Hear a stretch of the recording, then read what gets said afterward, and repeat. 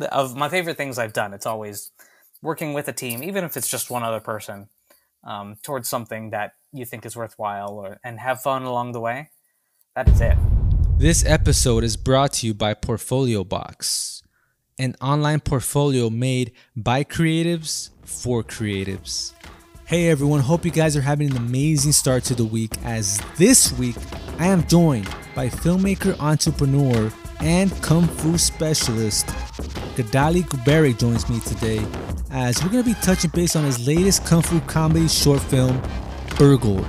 Plus, we're talking all things Shakespeare, his love for Kung Fu movies, and his latest work that he's going to be releasing this year. Stay locked in.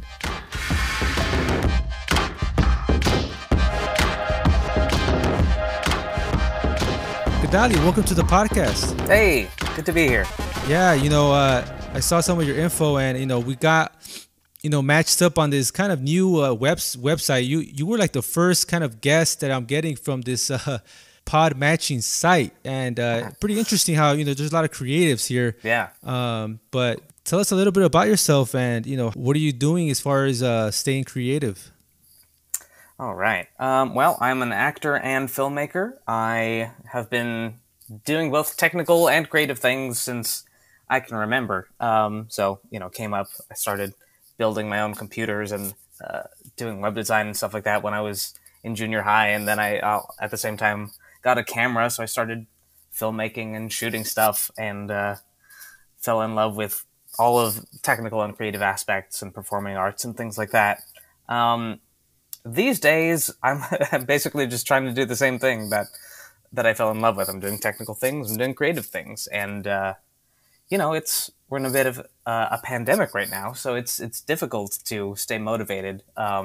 So if anyone else is in the same boat, I empathize. But it's the only way to stay sane right now. I've been picking up various projects just because when you gotta create, and it's tough, but I there's stories to tell and joy to bring to the world, so you gotta keep doing it.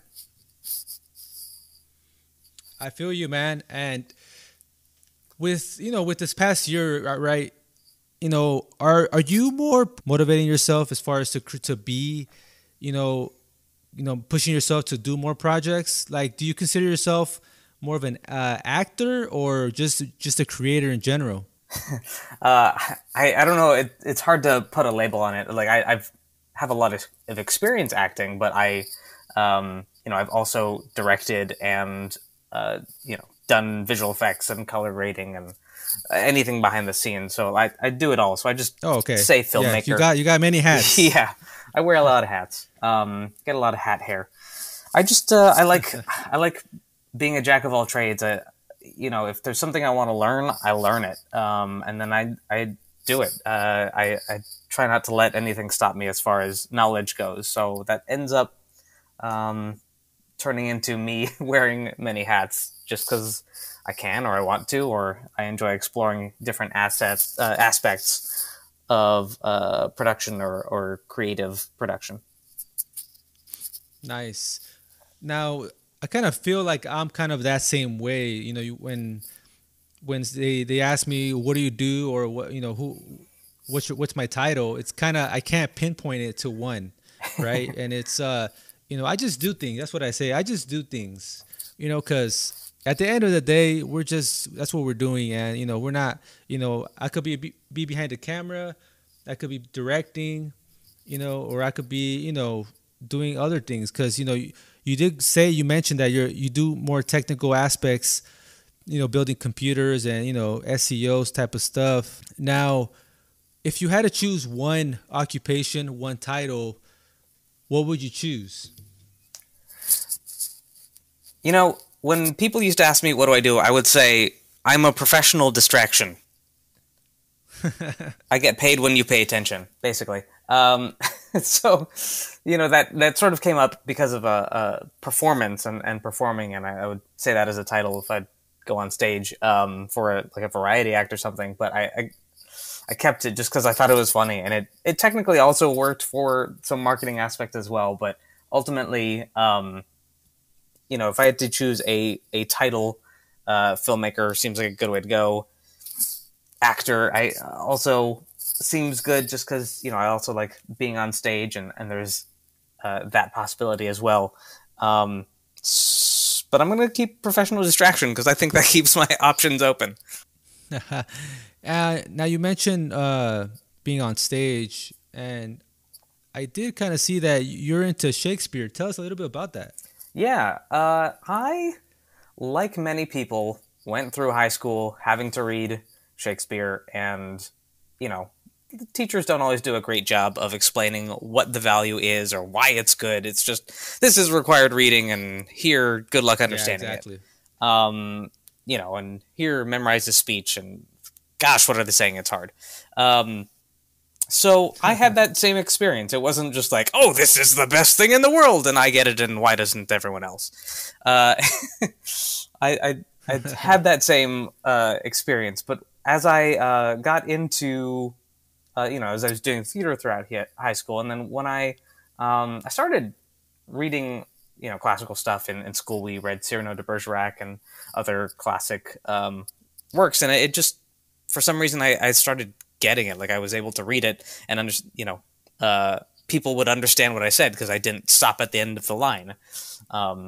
People tend to read poetry in a way where like da da da da da da da da da da. And I'm like, oh, well, it's just the end of the line here. There's no period, so keep talking. And when I said it, people understood it. They're like, oh, you're good at this. And so I guess that kind of gave me that little impetus of like, oh, maybe there's something here if I'm good at it. And then when I got to college, we started studying Shakespeare more in depth, and that really started to be where I dove into it more. And I had teachers who were very much experts on the topic. They had been at Shakespeare festivals as actors and directors, and were really smart about how they explain things and turn students onto it. So I caught that bug there and just dove into it. I really liked. Basically, I like learning, so it was a good way to start learning about other things. So here's the play. Okay, what's the history behind it? What was happening during Shakespeare's time? What is the play about? What do these words mean? Let's go whip out a dictionary and start looking these things up. So it was a cool way to learn about a lot of different things, and I love that. And so that turned into, acting and directing many Shakespeare plays, reading everything, and eating it all up. Eventually, that led to me starting a blog. This was a while ago, but I'm like, oh, here's this WordPress thing. Let's try that out. And I randomly decided to start a Shakespeare blog. So I started writing posts about the plays or what things mean or interpretation, stuff like that. And this was sort of early days about blogging. And I, in the process, got to learn more about Shakespeare, but I also was learning about blogging. And I started like, okay, well, since I like learning, the blog is out there, people are reading it somehow, let's help them out. So I installed analytics and I started learning about SEO, and I started learning about all these different ways to help the blog get read.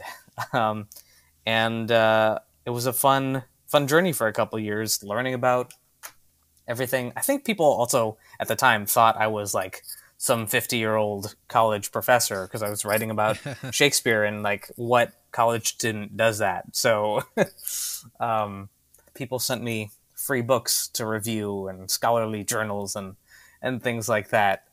Which, oh, wow. So, this was early days of blogging again. So, What is this, like 2000, what, like 2010 or 8. I think I started it like end of 2007, 2008. Around that time is when, like, I started my website 2010, and like, the whole blogging and all that stuff. Yeah. And that's kind of funny that you say that too, because you mentioned that with the Shakespeare and doing the blogs, it got you into the whole blog and the SEO back end. Creating my own blog kind of, I guess you could say, kind of jump started me to getting more into photography, which photography took me to filmmaking, and so on. So it's kind of like the same kind of trajectory where it takes you to a different path, Yeah. Yeah, I mean, I tell everyone, like, start a blog, write about something. The more you write about it and research it and put your thoughts out there, it makes you able to better speak on it, and you learn a lot, and it may lead to other things. And these are skills that in our day and age are just valuable. Everyone, has something. If they want to make something, if you want to put something out there, just having the skills to be able to do that, to start a quick website, to write some content on it, to share it on social media, all those are things that are valuable no matter what you're doing. So I I'm a Oh fan yeah, and I'm a definitely. believer. Sounds like you're already on that And train, it, so head of the game. yeah, yeah, and like you were mentioning that, with the whole Shakespeare, and you were, getting really high volume of people reading it. Um, I think most of it was because, like you said, who else was doing it at that time? I think you're probably, I assume, maybe like the only one, if not just a handful of people, doing stuff like that. So I Yeah, think it, that, it was a you small you hit a handful. niche, right? Exactly. It was a small niche, but decent sized niche. A lot of my traffic was students googling like, what is the how long is Hamlet, or what was the ending of Romeo and Juliet, stuff like that. But there was a handful of other Shakespeare bloggers, and we ended up linking to each other, and so all of our audiences commingled, and it was cool. A little small community of Shakespeare geeks. Now, transitioning to your short film that has what 24,000 views, or am I? Oh yeah, uh, Tell us, talk to. Okay, you gotta correct me here. How do you pronounce the name? yeah, Burgled. Okay, Burgled. Yeah, I was like, Yeah, how do you say it? I Okay, I so called it that because it's set like it's about a burglary, and it just sounded like a funny word. So I don't know, I like the sound of funny words, so I called it that. yeah, so talk to us about this, right? So first of all, it seems like this is something that you did, like in a house, and just cameraman and another supporting actor. But we'll get into the martial arts portion of it. How much of the martial arts went into this versus the acting portion of it? If you know what I mean. Like, what was more harder in this, acting or doing the martial arts aspect of it? I mean, it's all one and the same. It's either you're learning lines or you're learning, in this case, choreography. So I'd say that was the fight choreography was the harder part, just because there was a lot of it. Um, I guess I wasn't worried about the acting. It was reacting to the stuff that was happening. I was worried about making the, Now, the choreography yeah, look good. for reference, there's no dialogue, right? So that's why the acting portion of it doesn't mean, because you're not, for the audience, if you're not talking or saying dialogue, doesn't mean you're not acting. There's a lot that goes into it, the facial, your eyes and all that portion of it. So you did a good job in kind of like making it, it's a comedy, but making it and selling it like kind of that it's that. Oh, thanks. Yeah, it came about because, well, first off, I'm, in addition to being a Shakespeare geek, I'm also a kung fu movie geek. I started studying martial arts here and there. Well, like I started, I think, when I was 9 at a place nearby, and so ever since, anytime have time and live near a martial arts place and can afford it, I go to class. So um, I enjoy that, and I also got into kung fu movies and started watching that and loved it. And I'd been thinking it would be really cool to make a kung fu movie. Why not? As a short film. Sure, what? And there was an apartment I moved into at one point.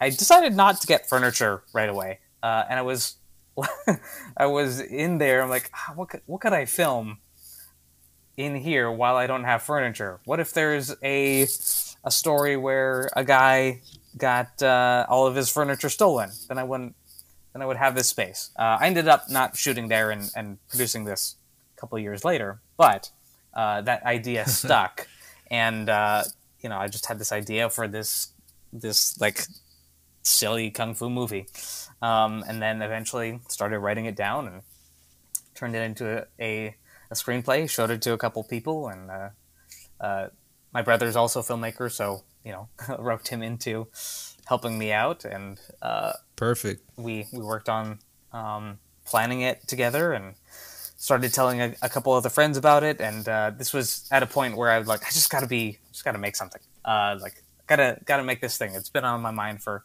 forever, so let's do it. And got a crew together. Started asking some friends, and did a Kickstarter so I could pay them and rent the location and buy some props and things like that. So I did that, and it worked, which was great. And then we shot it a while back, which was a Like lot how of fun. like it was it? You guys shot it not last year, or was it last year? Wasn't it was 2 years ago, 3 years ago maybe. It's a while ago, Mm. and it was just kind of sitting there because once the pandemic hit, then or well, even before that, I got busy with another job, and then other projects came up, and because it's like when it's your own project, Yeah. sometimes it's hard to focus on it because like no one's telling you to do it, no one's paying you to do it. It's Yeah. just your own motivation, and I'll go through phases where sometimes it's like, yes, I gotta do this thing, and sometimes it's like, I'll do whatever someone's paying me to do. It's a constant struggle, like, or not a struggle, but a constant. Yeah, we all go through it. Yeah. We all go through it, man. It's Takes always willpower. It's always like Exactly. So it's a thing, but I will have those phases where I'm like, okay, I'm going to do this thing. And when I did the crowdfunding campaign and the shooting, I was very much in that mode. I'm like, I have to create. Like that's just, if you're an artist and you go too long without creating something, you'll start to feel hungry for it, and that happens. That happens to me a fair amount. So more often than not, I get into one of those phases and start writing something. But yeah, so that was how that came about, and got together. Or I had been in a class with a stunt guy who's been in the industry forever, and met various stunt people through there. And one of those people ended up being the burglar in the short. So we worked well together, and we choreographed it and rehearsed it, and went out to the park and had we're fighting over a cardboard box. I'm sure people thought we looked crazy, but we were rehearsing and figuring out, how we're gonna tell the story through action or for our little kung fu movie. And so yeah, and then over time I edited it with my brother's help and got a friend to do some music, which I thought was great. Contacted a sound designer to help do some sound effects, which I was a little worried about. Not the sound designer, but the fact that there's no dialogue. We didn't really get a lot of great sound when we shot it. I'm like, there's no dialogue in this. Sound and music is this movie, so I couldn't overstate the importance of sound to this little film, because that's like sound is half your movie. Definitely. So yeah, but I was just like, I want this thing to exist, and put it online this past year because pandemic was going on, and I'm like, you know what, people need laughter right now. I need to finish this thing.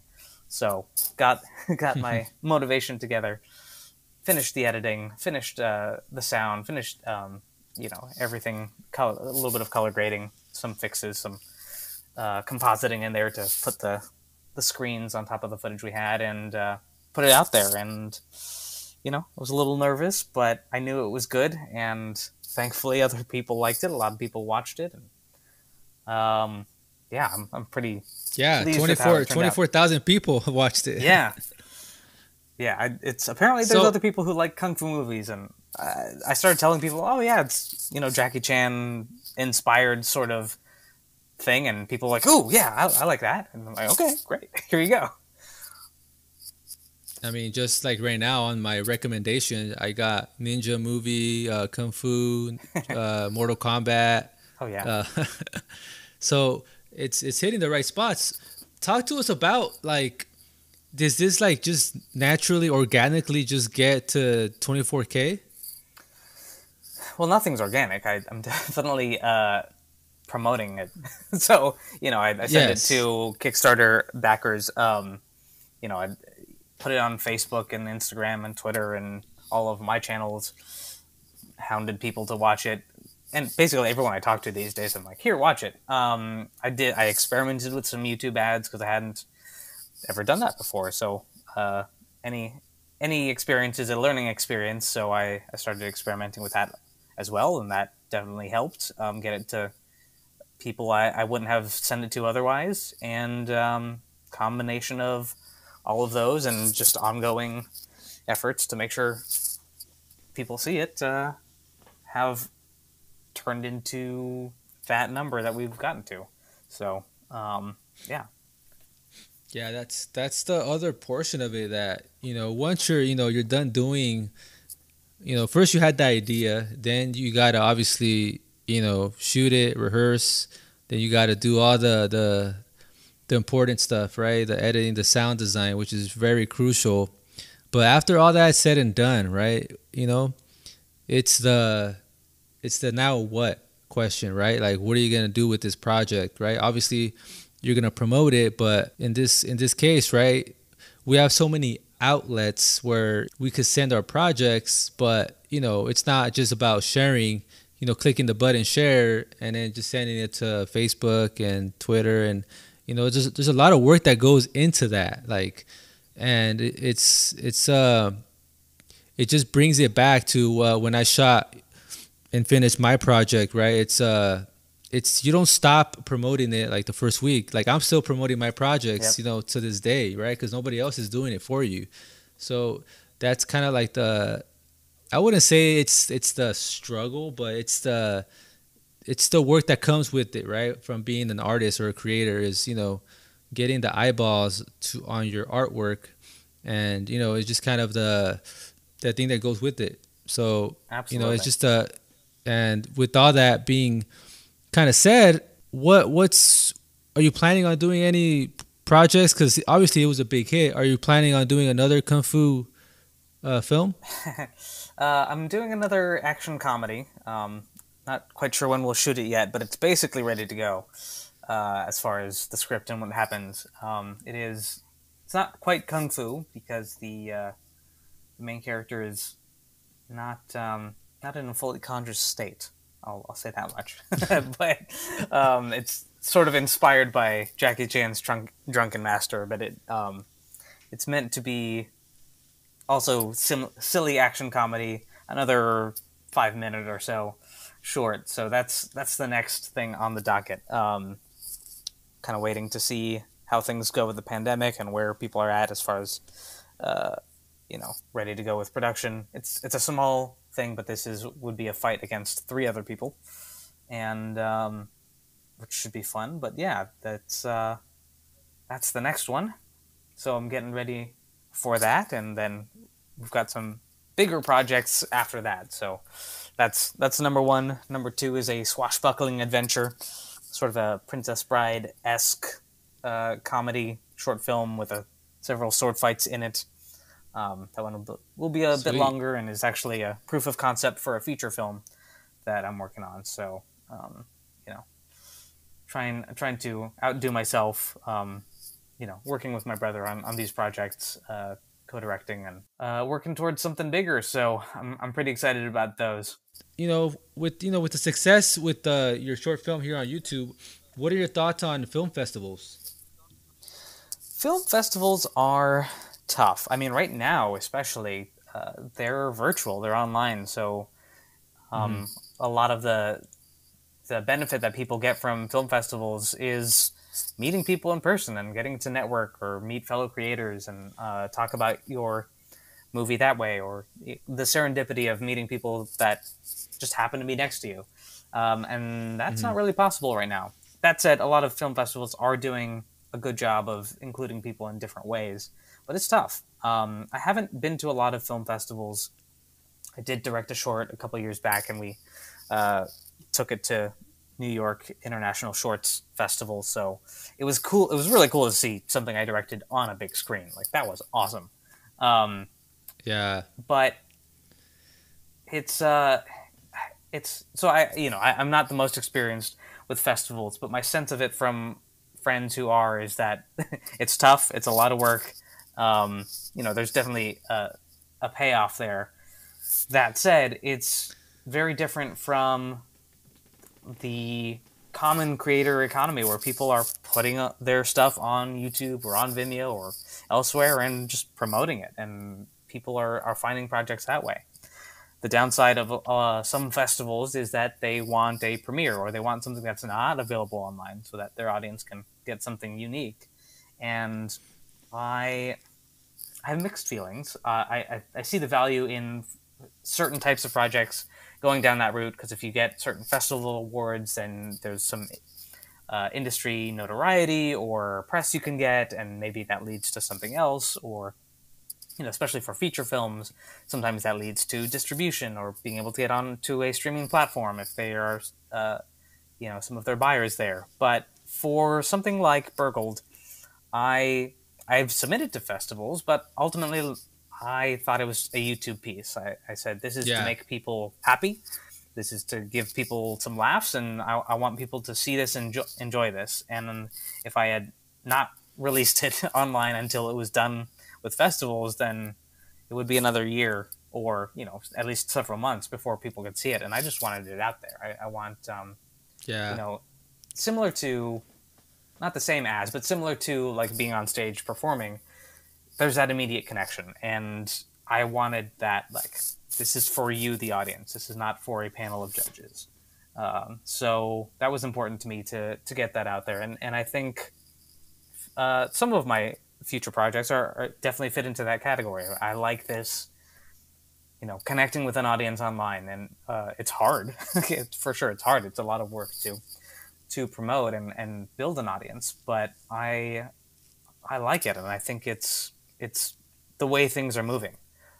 Even bigger companies are finding people who have an audience and have built their own audience, and then get them for future projects. So it's just what the internet allows us to do, and I think it's an important thing to consider for creators these days.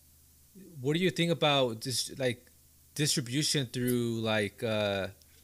Because I through podcasting, ironically, I found out how easy it is to submit your film to Amazon Prime. Nice. Um, and like there's other like Yeah. Tubi TV, but I recently got the opportunity to put a short film on there.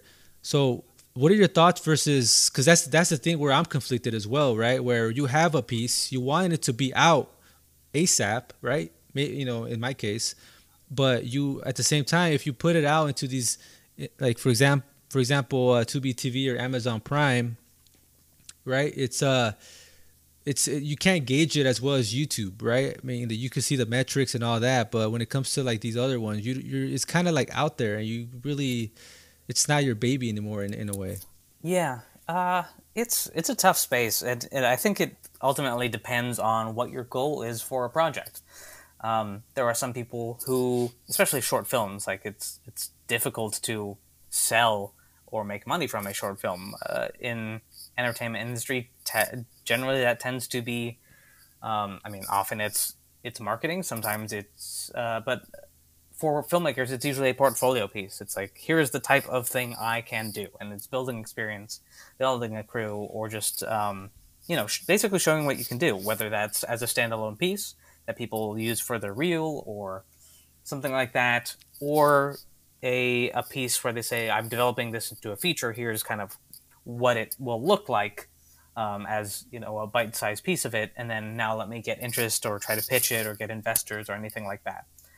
So, if you want something to be out there as a portfolio piece and connect with an audience, YouTube is a great way to go. For making money with a piece, that's a whole different ballgame that I've been researching a bunch. My brother directed a feature film, so that he's been working on distribution for that, and that is tough because Yeah. the amount of independent films that make money is minuscule. Like, Yes. it's just it's I mean it is hard, and I've Let heard me tell from you how hard. many Let me tell you people how who hard is it. oh You know yeah. how hard you know how hard it is to make money. I've gotten 10 cents since I've submitted my film on Amazon Yeah, Prime. well there you go. Yeah, the amount of money that Amazon pays out is not, it's like 2 cents for every hour that is watched. So if you've got Yeah, a short film, that means lots of people have to see it. So I'm hearing and I'm gathering that Amazon is a good place to get a wider audience because the recommendation engine is not bad and people are always browsing and finding stuff on Amazon. So that's a good way to get outside the YouTube platform and have someone find your stuff. But having other platforms that will make you money is a good idea if that's your goal. yeah, So yeah, it's definitely tough. But if the goal is if the goal is to make money, then don't rely on Amazon. Put it on Amazon maybe later, once you've already promoted on, let's say, iTunes or Vimeo on demand, where you have more control over your pricing and get a greater share of profits, things like that. hmm Um, because I've seen independent films that are actually on Amazon, and I check it out. I'm like, oh, what is this? And I'll check it out or look up the creators, and then I find there are other things because I found it on Amazon, but then I looked them up and saw what else they had. So from that respect, it works. But it's a matter of what is the goal, how does it fit within a larger promotion for your work. no, yeah, that's kind of the question, right? And in my case, it's just kind of just I just put it out everywhere. The more eyes that could see it, it's just gonna benefit you. So, hey, are you a photographer, designer, artist, architect, model, musician, or even a makeup artist? You gotta check out Portfolio Box. With Portfolio Box, you're not forced to use any standard theme. You can use any style for any page and create a truly unique website that reflects you and your work. If you're a creative, it's a no-brainer. Get 50% off for 12 months on all plans with promo code ROD50. That's promo code ROD50. And check out portfoliobox.net today. I am working on another film, and it does require some action. Can you be a stunt coordinator within yourself? Within the scene. Can you coordinate your own stunts if need be? Well, sort of. I did a fair amount of the choreography for Burgled. The position of a stunt coordinator on set is very much about keeping everyone safe and then figuring out how everything else happens. Sometimes they choreograph themselves. Sometimes they're just there, keeping track of all the moving pieces and making sure everything turns out looking really good and that everyone is safe. So it's always important to have someone else who's qualified on set for that. Choreography, to me, is another form of dialogue. So I've have enough experience where I think I can do it somewhat. I wouldn't. I don't know that I would promote myself as that for other people's projects.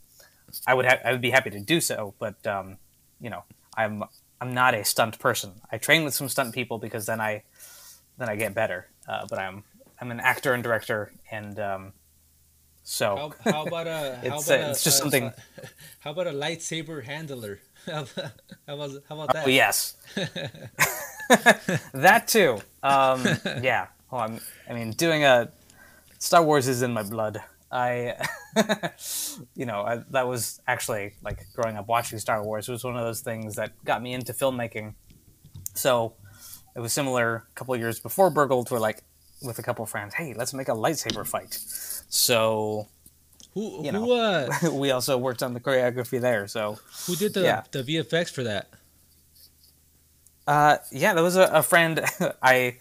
At the time I was not comfortable with doing that myself. I had done it like for student videos back in school, doing lightsaber effects, but yeah, we got a friend to do that because that was it's a lot of work. You got a rotoscope for that, right? Yeah, yeah. So Yeah. that's pretty much going frame by frame through Yeah.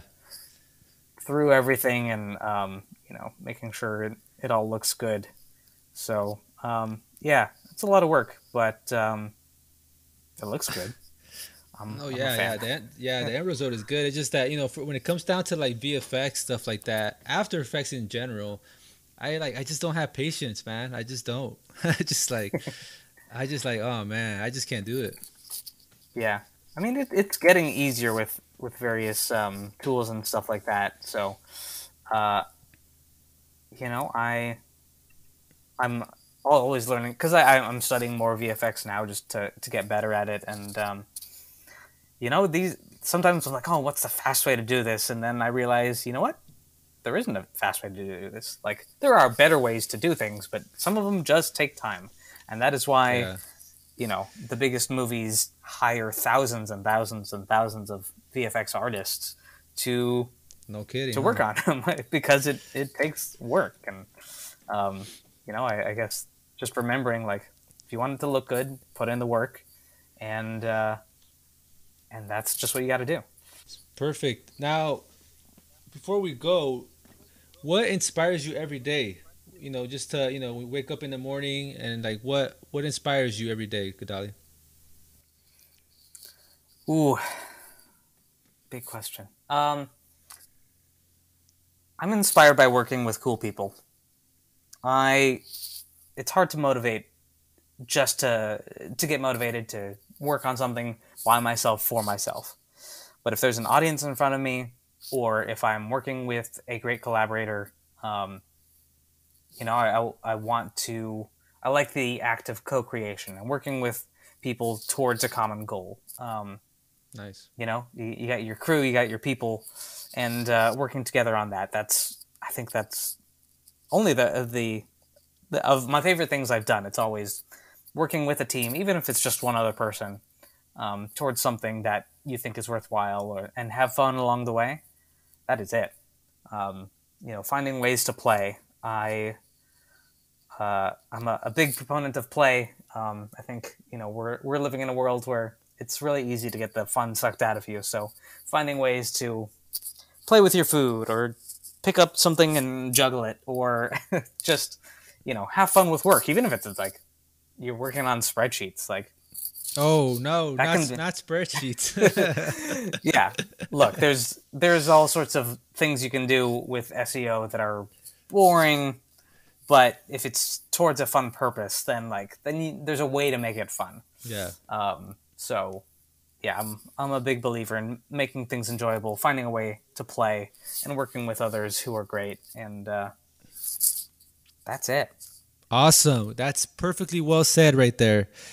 And for the audience, where can they find you, Gedaly? Social media, where can we find you? Yeah. Well, if you can spell my name, I'm easy to find. So you can check out my website for my various projects at gedaly.com, Gedaly.com. I'm on Twitter a bunch, so just at Gedaly. And those two are probably the best places to find my stuff, and that'll link to everything else. So YouTube, Instagram, all that is on there. So yeah, check Per- me out. Perfect, perfect. And make sure you guys go watch Burgled at a YouTube near you. Oh yeah, you can Perfect. find that. You search for Burgled on YouTube. You can also link to it from my website, or burgledfilm.com is another place to find that. Perfect. Thank you for stopping by, Gedaly, and I look forward to seeing what else you got in store. Oh, thanks. Thanks for having me. No problem, no problem. We will see you on the next one. All right. See you guys later. Talk to you later. And don't forget to subscribe and check out the latest episodes on the website. Follow us on social media at Hardwood Rod. And don't forget, every Tuesday we got the latest and greatest. So stay locked in. Would you like to be on the podcast? Got something to talk about? Make sure to head over to the website at hardwoodrod.com. Leave your name and the topic you'd like to discuss, and I'll add you to the calendar.